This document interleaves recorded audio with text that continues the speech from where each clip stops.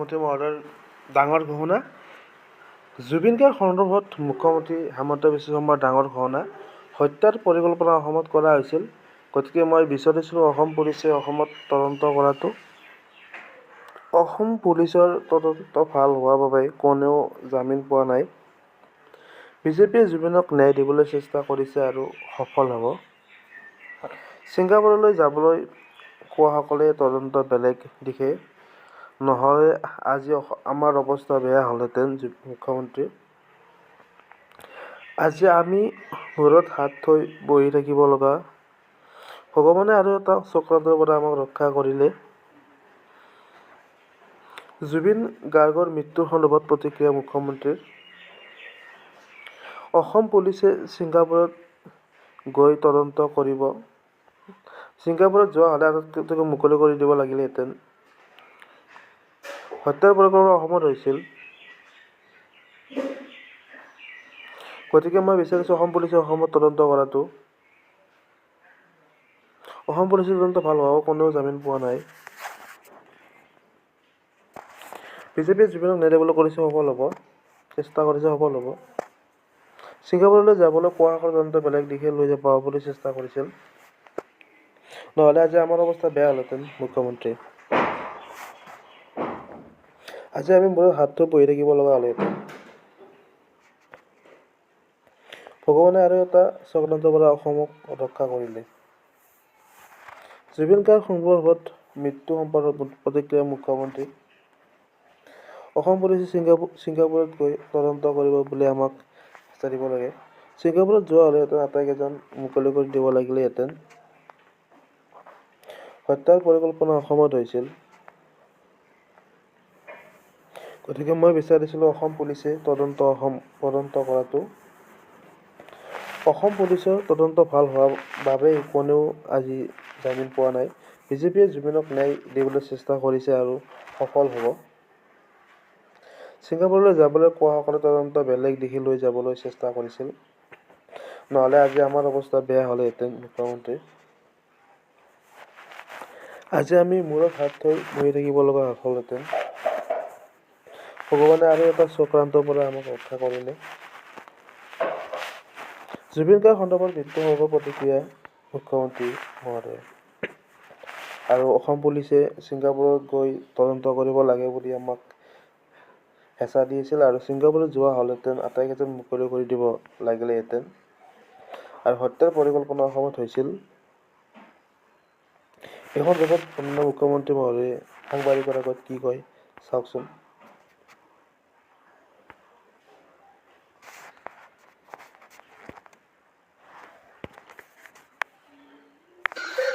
গতিকে আপোনালোকে চিন্তা কৰক, আকৌ এবাৰ পুৰণা ফেচবুক পোষ্টবিলাক উলিয়াওক।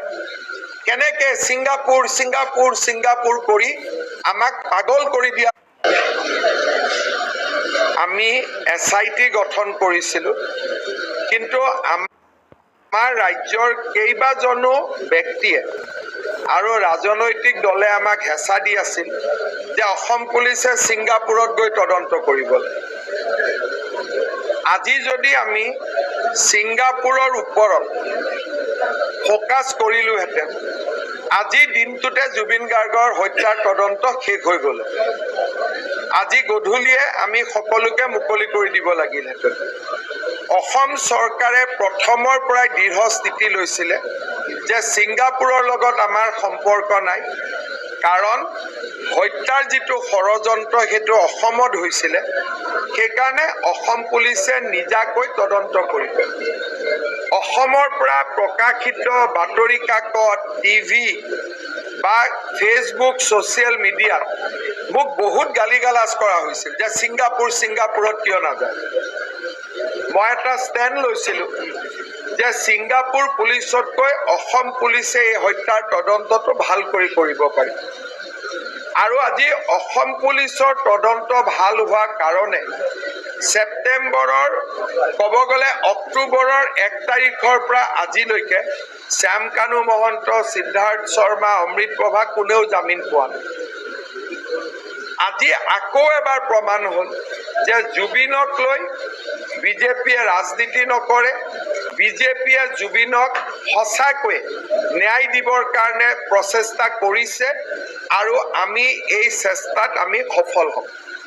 যিবিলাকে বাৰে বাৰে ছিংগাপুৰ যাব লাগে, আজি মই ভাবোঁ যে তেওঁলোকৰ চকু মেল খাব যে আচলতে আমাৰ তদন্ত প্ৰক্ৰিয়াটো তেওঁলোকে ব্যাহত কৰাৰ বাবে চেষ্টা কৰিছিল আৰু অসম পুলিচক ছিংগাপুৰৰ ফালে পোনাই দিছিলে যাতে আমি জুবিনক ন্যায় প্ৰদান কৰিব নোৱাৰোঁ।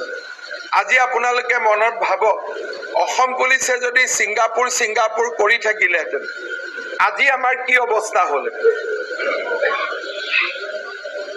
সেইকাৰণে মই মোৰ ৰাস্তাত অটল হৈ থকাৰ কাৰণে, অবিচল হৈ থকাৰ কাৰণে আজিও জুবিনৰ হত্যাকাৰী এজনেও জামিন পাব সক্ষম হোৱা নাই।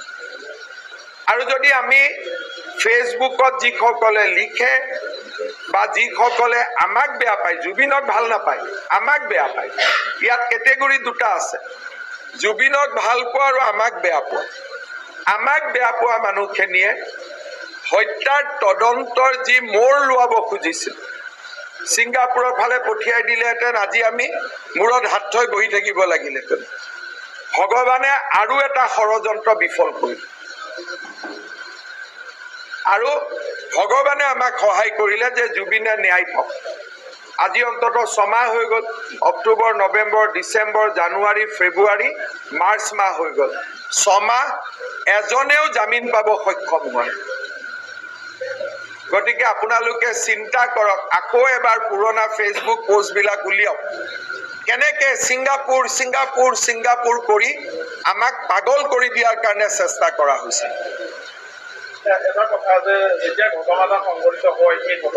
উপস্থিত হলে আমাৰ কি অৱস্থা হ'লহেঁতেন? আজি যদি আমি তাতে উপস্থিত হলোহেঁতেন আজি আমাৰ কি অৱস্থা হ'লহেঁতেন? উপস্থিত হৈয়েতো ছিংগাপুৰ পুলিচে তদন্ত কৰিছিলে, কি পালে? আজি যদি আমি তাতে উপস্থিত হলোহেঁতেন আজি আমাৰ অৱস্থা কি হ'লহেঁতেন? আপোনালোকে কি হেডলাইন কৰিলেহেঁতেন একবাৰ মনত চিন্তা কৰকচোন। টিভি ষ্টুডিঅ'তটো আজি হাত তাত কুচাই বহি ল'লেহেঁতেন, মোৰ শ্ৰাদ্ধই উঠাই দিলেহেঁতেন, হয়নে নহয়? আৰু এনেকেই হত্যাৰ তদন্তৰ জেগাত যাব লাগে, অমুকত যাব লাগে, এইবিলাক কথা কৈ তদন্তটো দুৰ্বল কৰি দিয়া হৈছিল, চেষ্টা কৰাইছিলে। আজিলৈকে জাজজনে কৈছে নেকি আমি কিয় ছিংগাপুৰত যোৱা নাই? জাজেতো কোৱা নাই, এইটো আপোনাৰ দৰে সাংবাদিকেহে কৈ আছে। জাজে নোকোৱা কথাটো আপোনালোকে কিয় কয়? মই এই কথাটো আজিলৈকে বুজি নাপাওঁ। প্ৰয়োজনবোধ যদি কৰিলেহেঁতেন জাজজনে প্ৰথম দিনাই আমাৰ কাগজখন দলিয়াই পেলালেহেঁতেন। যদি জাজতকৈতো আমি বেছি নাজানো, যদি আমি কৰা তদন্ত ভুলহেঁতেন হাইকোৰ্টে ফাষ্ট ট্ৰেক কোৰ্ট দিলেহেঁতেন নেকি?